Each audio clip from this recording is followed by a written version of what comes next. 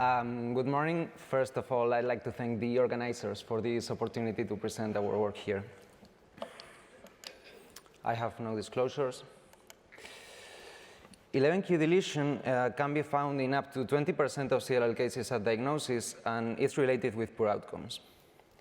The size of this deletion is highly variable between CLL patients, harboring all of them a commonly deleted region encompassing the ATM gene. In addition, other genes involved within this deleted region have been proposed to have a role in the pathogenesis of CLL, being specifically BRCA3 one of these genes, which is deleted in about 80% of 11q deleted cases. Sequencing studies have revealed the presence of truncating mutations in this gene in 5% of CLL cases at diagnosis, and also in about 7% of 11q deleted cases, being this biallelic loss of BRCA3 related with an even worse prognosis. Biologically, BRCA3 is known to have a role on the NF-κB signaling. This pathway is a key player in CLL development and is composed of two main routes, the canonical and the non-canonical NF-κB pathways. The canonical pathway results in the translocation into the nucleus and activation of CRL, P50, and P65 transcription factors. On the other hand, the non-canonical pathway mainly relies on P52 and RELB nuclear activation. BRCA3 acts as a negative regulator of the non-canonical signaling by repressing NIC, and therefore avoiding the proteasomal degradation and nuclear translocation of P100, P52. When BRCA3 is truncated, NIC is stabilized in the cytoplasm, and the non-canonical pathway is constitutively active. So, bearing this in mind, there is still a need to elucidate the impact of monoallelic 11q deletion or biallelic BRCA3 disruption on the NF-κB signaling and how these alterations could contribute to CLL progression. Therefore, the aim of our study was to investigate the functional impact of BRCA3 loss through 11q deletion or BRCA3 mutations in CLL using CRISPR-Cas9 editing technologies. And specifically, we aimed to assess the effects of monoallelic 11q deletion or biallelic BRCA3 loss on the NF-κB signaling, and also to determine whether BRCA3 biallelic loss in 11q deleted CLL cells confers a clonal advantage in vitro and in vivo. With this premise, in our lab we have used the CRISPR-Cas9 system to introduce 11q deletion in HG3 cells, generating CLL-derived cell lines harboring monoallelic 11q deletion, mimicking the ones that we observe in CLL patients. In addition, we have also generated 11q deleted cell lines harboring BRCA3 mutations in the remaining allele, emulating in this way the high-risk cases observed in the clinic with BRCA3 biallelic inactivation. And finally, as a control, we have also generated isogenic CLL-derived cell lines just harboring BRCA3 mutations and not 11q deletion. So with all these CRISPR-Cas9 generated scenarios, we first questioned whether the introduction of these alterations had an impact on the NF-κB signaling, and we measured the nuclear DNA binding activity of all the NF-κB family transcription factors. And regarding the canonical pathway, we did not observe changes on P65 or CRL nuclear activation, but we did observe a modest increase of P50 nuclear activation in those cell lines harboring BRCA3 biallelic loss. We then looked at the non-canonical pathway, and we detected an increase of both P52 and RELB nuclear activity in cell lines harboring monoallelic 11q deletion, being this activity further enhanced in those cell lines harboring biallelic BRCA3 loss. And to further investigate these results, we looked into the protein levels of NIC, which is the central regulator of the non-canonical signaling, finding that monoallelic and to a greater extent biallelic BRCA3 loss resulted in NIC cellular stabilization, which correlated with a higher P52 accumulation in the nucleus. These results were also validated in those cell lines harboring BRCA3 mutations and not 11q deletion, showing also an increase in the activity of RELB and P52 transcription factors. So we then questioned whether these results could be translated into the patient's biology, and to do this we used a cohort of 17 primary CLL samples stimulated in the presence of stromal cells.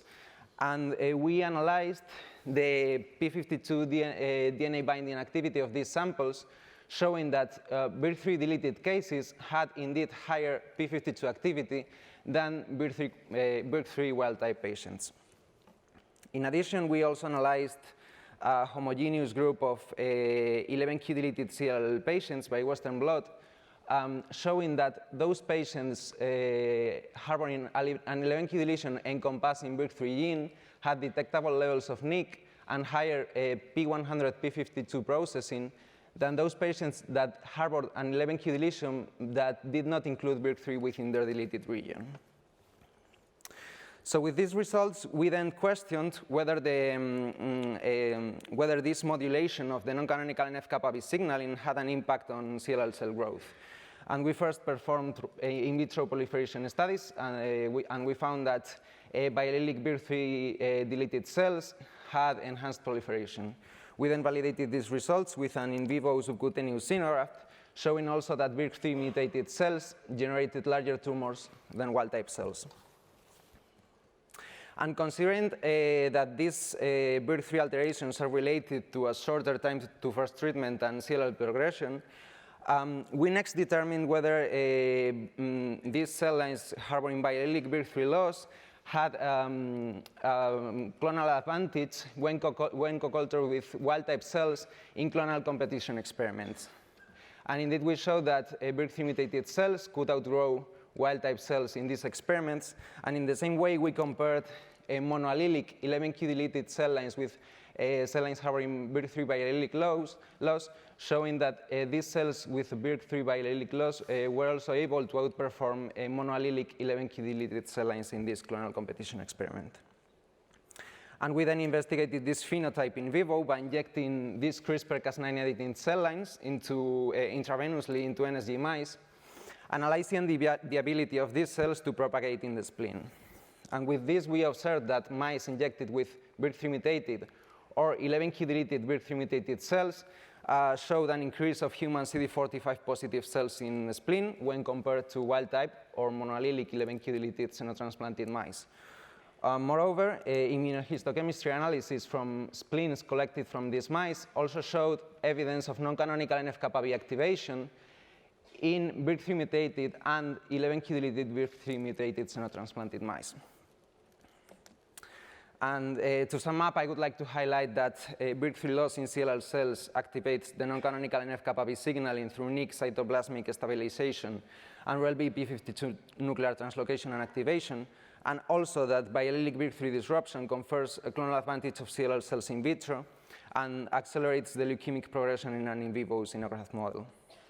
And finally, I'd like to thank all the people working in the Laboratory 12 of the Cancer Research Center of Salamanca, especially my mentor, Jesus Maria Hernández Rivas, also people from the CACIBU lab, from the Dana-Farber Cancer Institute, the International Workshop on CLL for the opportunity to be here today and the travel grant for this Congress. And thank you all very much for your attention.